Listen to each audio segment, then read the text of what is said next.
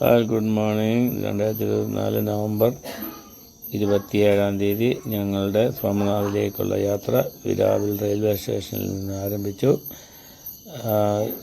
വിരാവിൽ railway സ്റ്റേഷനിൽ നിന്നും കടലിൻ്റെ ഓരത്തോടു കൂടിയാണ് ഞങ്ങൾ പോയത്. ഞങ്ങൾ ആദ്യം ശ്രീകൃഷ്ണ ഭഗവാനെ അമ്പെയ്ത് കൊന്നതിൻ്റെ ഓർമ്മയ്ക്കായിട്ട് അവിടെ ഒരു അമ്പലമുണ്ട്.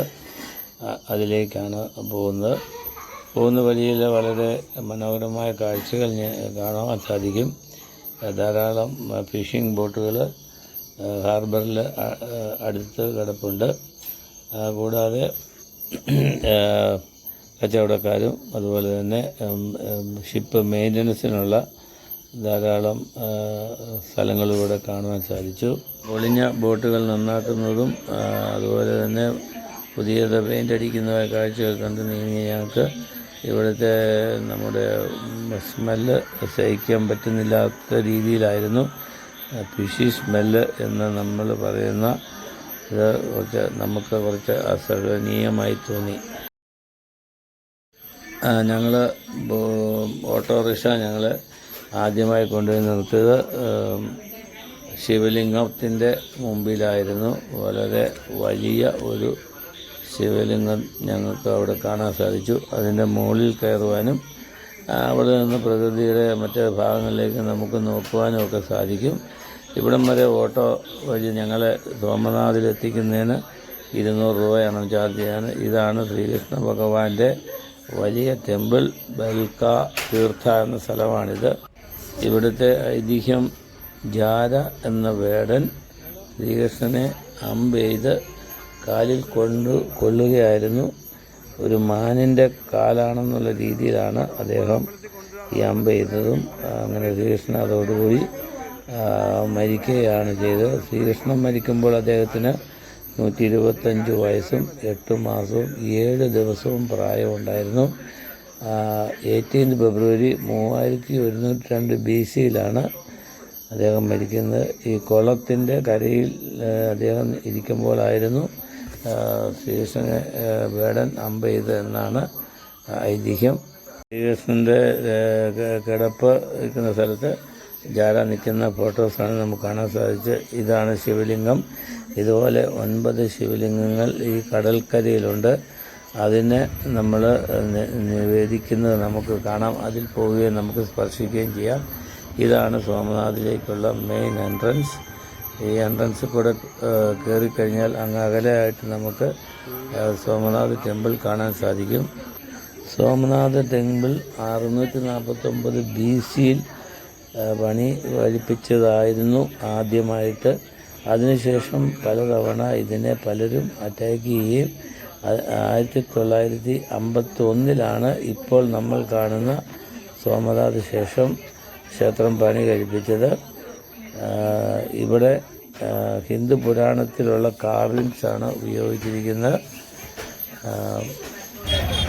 വരാവിൽ സിറ്റിയിൽ നിന്നും ഏതാണ്ട് 7 കിലോമീറ്ററോളം ദൂരമുണ്ട് ഇങ്ങോട്ടേക്ക്. ഈ സോമനാഥ് ടെമ്പിൾ ആദ്യമേ നശിപ്പിച്ചപ്പോൾ മുസ്ലിം രാജാവാണ് ഇത് നശിപ്പിച്ചത്. അപ്പോൾ ഈ ശിവൻ്റെ ഐഡൽ അവിടെ ഫ്ലോട്ട് ചെയ്ത് എയറിൽ നിന്നു എന്നാണ് ഐതിഹ്യം പറയുന്നത്. ഇത് നശിപ്പിക്കപ്പെട്ടെങ്കിലും ആ ഐഡിൽ അവർക്ക് നശിപ്പിക്കാൻ സാധിച്ചില്ല എന്നുള്ളതാണ് ഐതിഹ്യം. 6 തവണ ഓൾമോസ്റ്റ് ഈ അമ്പലം നശിപ്പിച്ചെങ്കിലും അത് വീണ്ടും പുതുക്കി പണിയുകയാണ് ഉണ്ടായത്. കിഴക്കോട്ട് ഡയറക്ഷനിലായിട്ടുള്ള ഈ അമ്പലം വളരെ മനോഹരമായ ഭംഗിയോടുകൂടിയതാണ്. അമ്പലത്തിൻ്റെ വെളിയിൽ ധാരാളം ഷോപ്പിങ്ങുള്ള അവസരങ്ങളുണ്ട്. കുട്ടികൾക്കായുള്ള വസ്ത്രങ്ങൾ, പിന്നെ കമ്മല, വള, മോതിരങ്ങൾ, അതുപോലെ സ്ത്രീകൾക്കായിട്ടുള്ള എല്ലാവിധ ഡെക്കറേറ്റീവ് ഐറ്റംസ് ഇവിടെയുണ്ട്. കൂടാതെ കുട്ടി ഉടുപ്പുകൾ, ബാഗുകൾ, അങ്ങനെ വേണ്ട നമുക്ക് കാശ് കയ്യിലുണ്ടെങ്കിൽ ഒരു നല്ല ഷോപ്പിംഗ് തന്നെ ഇവിടെ നടത്താൻ നമുക്ക് സാധിക്കും. ഞാനും എൻ്റെ കുഞ്ഞു കുട്ടികൾക്കും വൈഫിനും ബന്ധുക്കാർക്കുമായി കുറേ സാധനങ്ങൾ പർച്ചേസ് ചെയ്തു. അതിനുശേഷം ഞങ്ങൾ അമ്പലത്തിനുള്ളിലേക്ക് പ്രവേശിച്ചു. മുഹമ്മദ് ബിൻ ഗസ്നി 6 തവണ ഈ അമ്പലത്തിനെ ആക്രമിക്കുകയുണ്ടായി.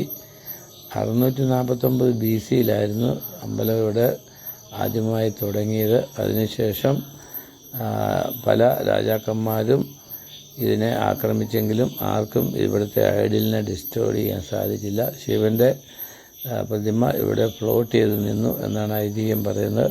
അവസാനമായി 1706-ൽ ഔറംഗസീബ് ഇതിനെ ആക്രമിക്കുകയും കുറേ ഭാഗങ്ങൾ നശിപ്പിക്കുകയും ചെയ്തു.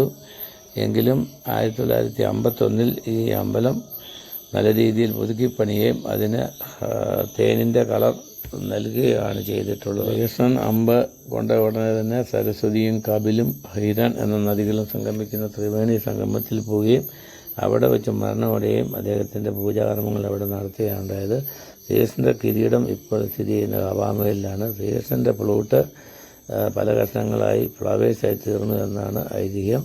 നിങ്ങൾക്ക് വേണ്ടി ഈ വീഡിയോ ഷൂട്ട് ചെയ്തുകൊണ്ടിരിക്കുന്നത് പൂഞ്ഞാർ കുര്യൻ.